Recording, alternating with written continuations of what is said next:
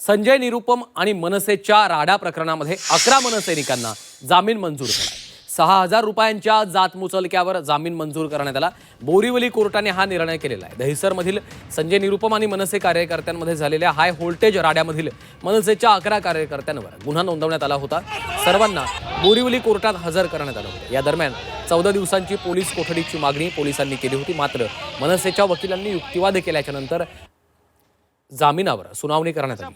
प्रत्येकी 6,000 रुपयांच्या जात मुचलक्यावर जामीन मंजूर करण्यात आला। पुन्हा एकदा आपल्याला दिसून येत असतील हे सर्व आणि याच संदर्भात मनसे नेते नयन कदम यांच्याशी बातचीत केली आहे आमचे प्रतिनिधी शुभम कोळी यांनी।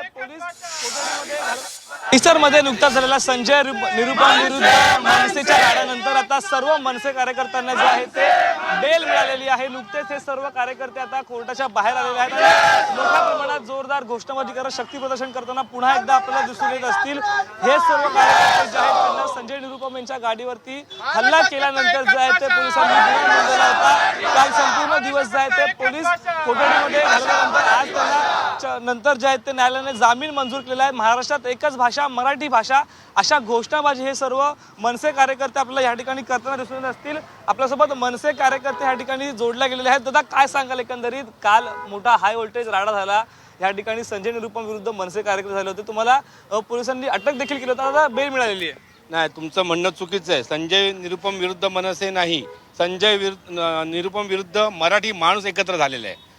जर कोण मराठी भाषेला विरोध करेल तर 100% मराठी माणूस एकटं होणार आणि पूर्ण ताकदीने एकटं होणार, पुढे मनसे असणार।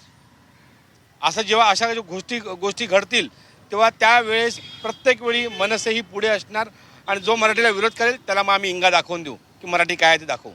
आमची विनंती आहे रिक्षावाल्यांना पण की तुम्ही पोट भरतायत, मुंबईमध्ये येऊन तुम्ही रिक्षा चालवतायत, फेरीवाले धंदा करतायत, तुम्ही धंदा करा, पोट भरा। आणि तुमच्या धंद्यामुळे, तुमच्या रिक्षा चालवण्यामुळे तुमचं घर यूपीला, बिहारला, गुजरातला चालतंय, हे लक्षात ठेवा। तुम्ही इथे मराठीला विरोध करू नका।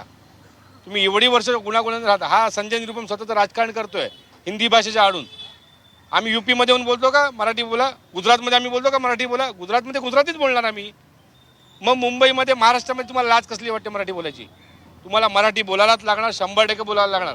आज कोर्टात जज जामीन घेऊन आम्ही बाहेर आलेलो आहे।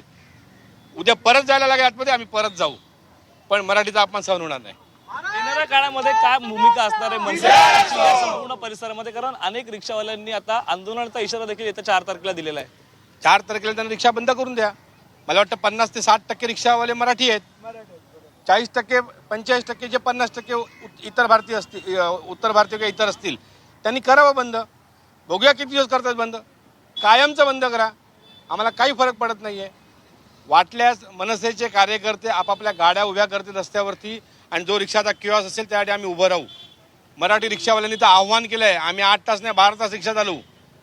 तर असा मराठी माणूस एकटा होतोय ही चांगली गोष्ट आहे। आणि आम्ही तुम्हाला पुन्हा सांगेन की तुम्ही जर बंद कराल तर नुकसान तुमचं आहे, आमचं नाही।